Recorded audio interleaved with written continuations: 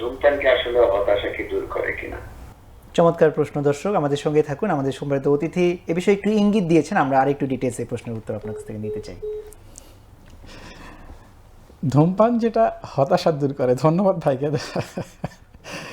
কোশ্চেনটা মানে এরকম যে ধরেন হতাশা দূর করার জন্য আমি অন্য আরো অনেকগুলো হতাশাকে টেনে আনছি কিনা। জি, ইয়াং জেনারেশন অনেক কারণেই মানে দেখা যাচ্ছে যে তাদের এই যে কষ্ট, প্রেম ঘটিত কষ্ট, কারো কারো জবের কষ্ট, কারো পারিবারিক কষ্ট, কারো সামাজিক কষ্ট, কষ্ট সবার লাইফেই আছে। এবং ওই যে আমি একটা জিনিস বললাম যে এই যে হতাশা, রিলিফনেসনেস, যে নিকোটিনিক বাস, যে এইটা, যে এই হতাশাটা কিভাবে আপনাকে কতটুকু রিলিফ দিচ্ছে, তাই না? এই হতাশাটুকু সাময়িকভাবে আপনি একটা স্মোকিং করলে ব্রেইনের যে ইফেক্ট থেকে সাময়িকভাবে আপনি রিলিফ পাবেন, খুব সাময়িক, যেটা 1-2 ঘন্টা। কিন্তু এরপরেই কিন্তু আপনাকে আপনার ওই ফিলটা আর থাকবে না।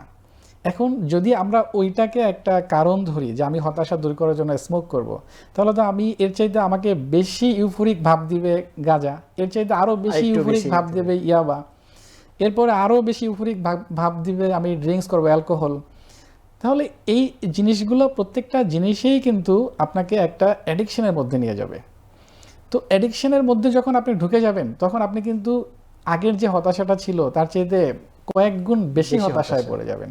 জি, তো আপনি একটা হতাশা কাটাইতে গিয়ে আপনি এই যে সাময়িক রিলিফের জন্য, অথবা আমাদেরকে না লং টার্ম চিন্তা করতে হবে। জি, কখনোই যে সাময়িক একটা রিলিফ পাবো আমি এটা চিন্তা করে আমি স্মোক করলাম, এই দিকটায় না গিয়ে আমাকে অন্য কোনো ওয়ে আছে কিনা, সেটা হোক আমি কোনো আমার ফ্রেন্ড সার্কেল আমাকে হেল্প করতে পারে, ফ্যামিলি আমাকে হেল্প করতে পারে, আমি যে সমস্যাটা আছি, যেটা কারণে আমার সিগারেট খেতে ইচ্ছা করতেছে, এটা কাটানোর জন্য আমি সেটা নিয়ে ওই সমস্যাটা সমাধানের জন্য কাজ করতেছি কিনা, আমি কোনো কাউন্সিলরের কাছে যেতে পারি। অতএব আমাকে না অন্য সমস্যা টেনে আনা যাবে না শুধু স্মোক করে, আমাকে ওই সমস্যা কাটানোর জন্য অন্য যে পজিটিভ ওয়েগুলো ওগুলাকে খুঁজতে হবে।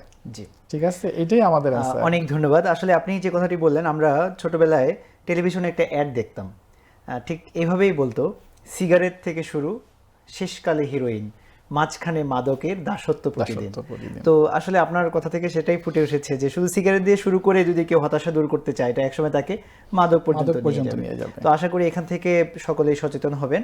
আমরা এই সচেতনতার জন্যই মূলত আজকের এই লাইভ অনুষ্ঠানের আয়োজন করেছি।